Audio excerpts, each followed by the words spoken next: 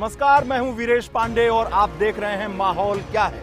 आज बात पंचायत चुनाव की, जिसे 2022 के चुनाव का सेमीफाइनल माना जा रहा है। दरअसल भाजपा ने इस चुनाव को अपनी साख का सवाल बना लिया है और इसके लिए उसने युद्ध स्तर पर तैयारी शुरू कर दी है, जिसे देखकर बाकी विपक्षी दलों ने भी अपनी सक्रियता बढ़ा दी है।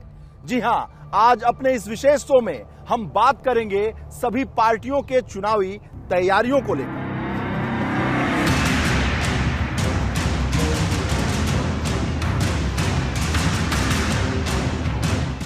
भाजपा देश की इकलौती पार्टी है जो हर वक्त चुनाव के मूड में रहती है, चाहे वो चुनाव ग्राम प्रधान का हो, विधायक का हो या सांसद का हो।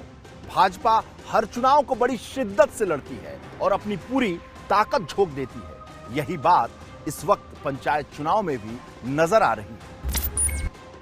दरअसल भाजपा ने ही पहले ऐलान किया था कि पंचायत चुनाव में पार्टी पूरा दमखम लगाएगी। वहीं भाजपा के साथ सपा, बसपा, कांग्रेस और आम आदमी पार्टी भी पंचायत चुनाव में पूरा दम लगाने की तैयारी में हैं।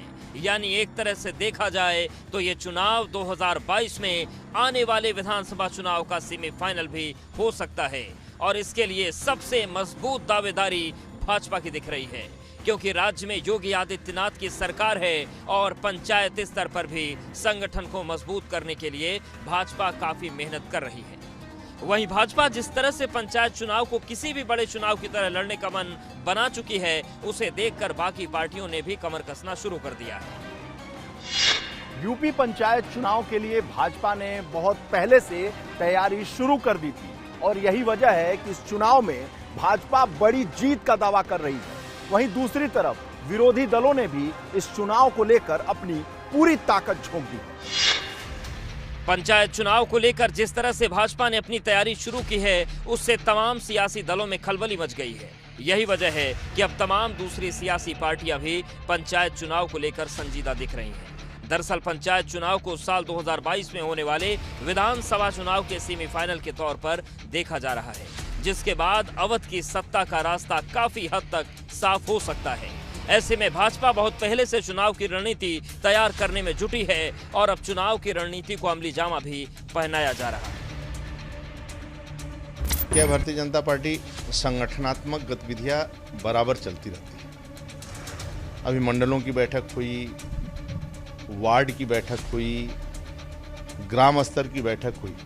अभी 11 से 18 तक ग्राम चौपाल, राज्य सरकार के 4 वर्ष पूरे होने पर चौपाल का आयोजन हो रहा है। फिर 19 से 25 तारीख तक सरकार का कार्यकाल पूरा होगा 19 तारीख को, तो फिर 19 से 25 तक विभिन्न प्रकार के कार्यक्रम चलेंगे, उसकी भी तैयारी हो रही है। भाजपा पंचायत चुनाव को सत्ता के सेमीफाइनल के तौर पर देख रही है और पंचायत के पावर पंच से अपने विरोधियों को ध्वस्त करना चाहती है। यही वजह है कि जिला पंचायत की 3051 बैठकें करने के बाद अब भाजपा पूरे प्रदेश में ग्राम पंचायत स्तर पर ग्राम चौपाल लगा रही है। और 4 साल में पहली ये सरकार ऐसी है। आपको बता दें कि ग्राम संपर्क अभियान उत्तर प्रदेश में कुल 58,194 ग्राम पंचायतें हैं और इन सभी जगह पर भाजपा ग्राम चौपाल लगा रही है। इन ग्राम चौपाल को करने की जिम्मेदारी यूपी सरकार के मंत्री, सांसद, विधायक और पार्टी के बड़े पदाधिकारियों को दी है। क्या भारतीय जनता पार्टी संगठनात्मक गतिविधियां बराबर चलती रहती है। अभी मंडलों की बैठक हुई, वार्ड की बैठक हुई, ग्राम स्तर की बैठक हुई। अभी 11 से 18 तक ग्राम चौपाल, राज्य सरकार के 4 वर्ष पूरे होने पर चौपाल का आयोजन हो रहा है।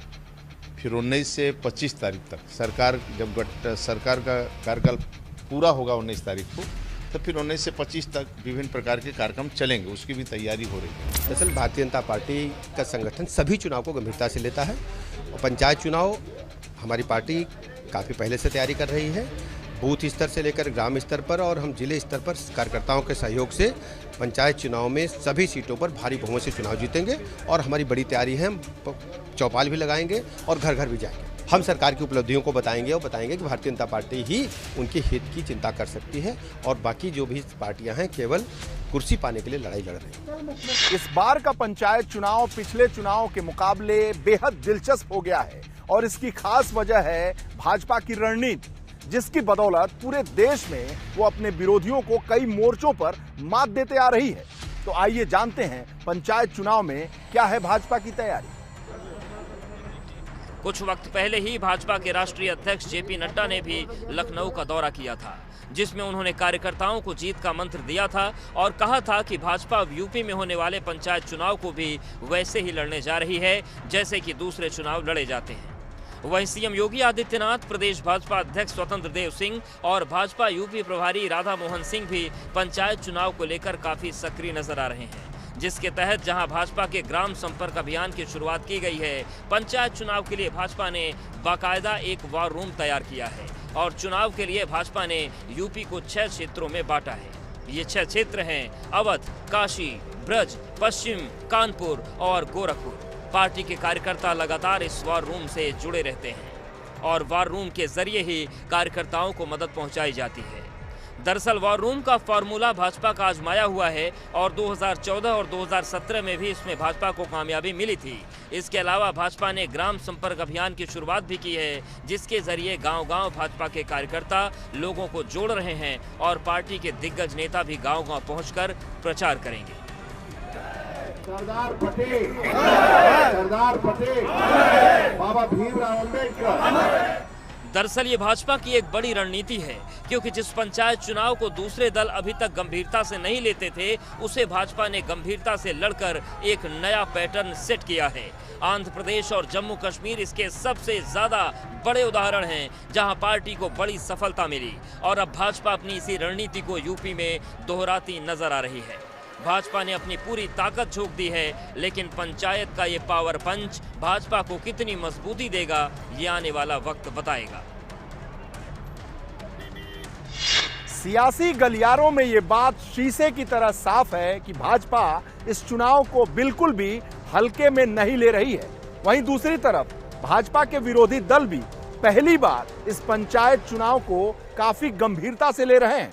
तो भाजपा के बाद समाजवादी पार्टी की क्या है चुनावी तैयारी, आइए आपको बताते हैं।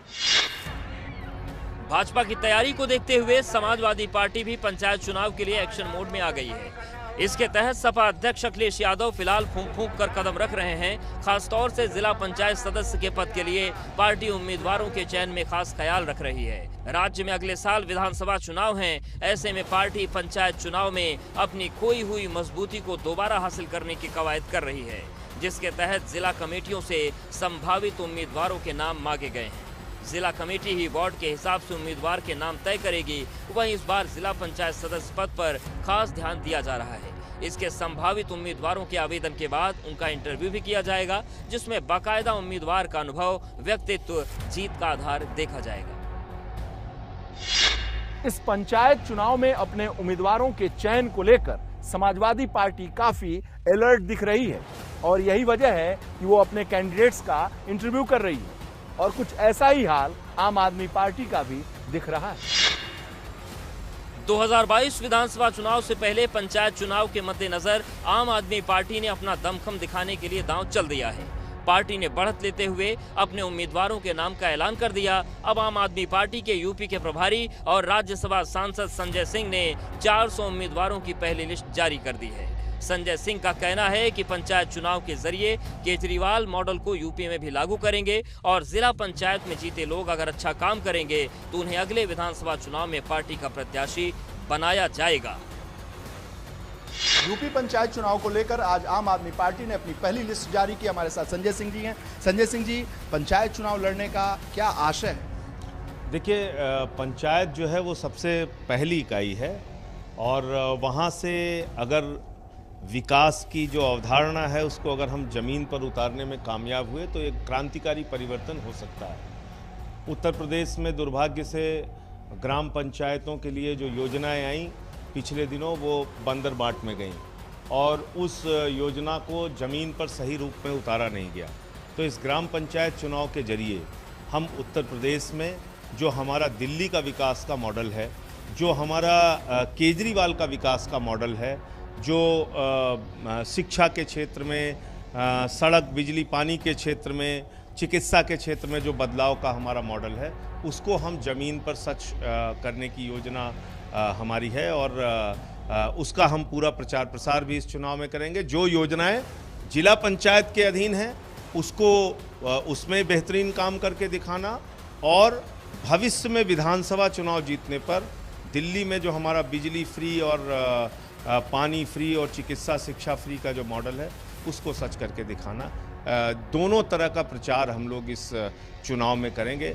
और हम लोग ये मानते हैं कि जिला पंचायत का चुनाव हमारे लिए विधानसभा चुनाव की तैयारियों में भी बहुत महत्वपूर्ण है, क्योंकि पिछले 6-8 महीने की प्रक्रिया से हमने ये सारे नाम निकाले हैं जो आज 400 कैंडिडेट तय किए गए हैं। ये जो कैंडिडेट्स हैं इनकी क्या खास इसके बाद अगर इनमें से जो लोग जीतते हैं, अगर वो अच्छी परफॉर्मेंस करेंगे तो विधानसभा चुनाव लड़ाने के बारे में भी पार्टी उनके ऊपर विचार करेगी। इसमें जो लोग चयनित किए गए हैं उसमें 12 ऐसे कैंडिडेट हैं जो अभी मौजूदा जिला पंचायत के सदस्य हैं, 54 ऐसे कैंडिडेट हैं 54 जो दूसरे या तीसरे नंबर पर रहे हैं, 17 ऐसे हैं जो ग्राम प्रधान हैं, 12 ऐसे हैं जो व्यवसायी हैं, 10 ऐसे हैं जो एडवोकेट हैं, 10 ऐसे हैं जो ग्राम प्रधान रहे हैं।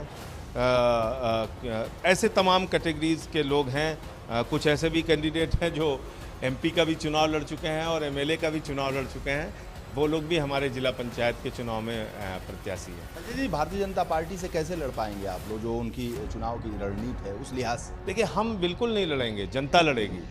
जो काम इन्होंने कर रखा है उसका जवाब जनता देगी।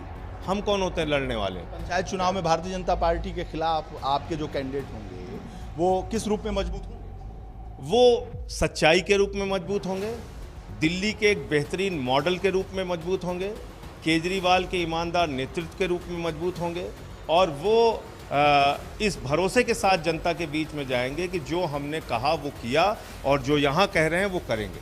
तो हमारे वादे जो होते हैं वो सिर्फ दिखावी वादे नहीं होते, बल्कि हमारे वादे जनता के साथ एग्रीमेंट होता है, करार होता है। हमारा मैनिफेस्टो जनता के साथ हमारा करार होता है और उसको हम ज़मीन पे पूरा करके दिखाते हैं। भारतीय जनता पार्टी के अलावा अगर हम देखें इस प्रदेश में तो सपा, बसपा, कांग्रेस जो मुख्य विपक्षी पार्टियां हैं वो तो कहीं दिख ही नहीं रही हैं पंचायत चुनाव। अब नहीं दिख रही हैं तो इसका जवाब वो देंगे। हम तो पिछले 5-6 महीने से, जैसा आपको बताया, हम इसके पूरी प्रक्रिया में लगे हुए हैं और मैं ऐसा मानता हूँ कि भारतीय जनता पार्टी को ये चुनाव सिंबल पर लड़ना चाहिए था, जिसकी घोषणा खुद योगी आदित्यनाथ जी ने की थी और कहा था कि वो चुनाव सिंबल पर लड़ेंगे। आज क्यों नहीं लड़ रहे हैं आप? क्योंकि किसान आंदोलन चल रहा है, इसलिए आपने अपना मन पीछे कर लिया। आपको डर है कि इस चुनाव में आप हार जाएंगे, तो इसलिए अभी भी अगर ये फैसला होता है कि पंचायत का चुनाव सिंबल पर हो तो दूध का दूध, पानी का पानी हो जाएगा। पता चलेगा कि वास्तव में गाँव में, पंचायतों में बीजेपी की पहली इकाई है।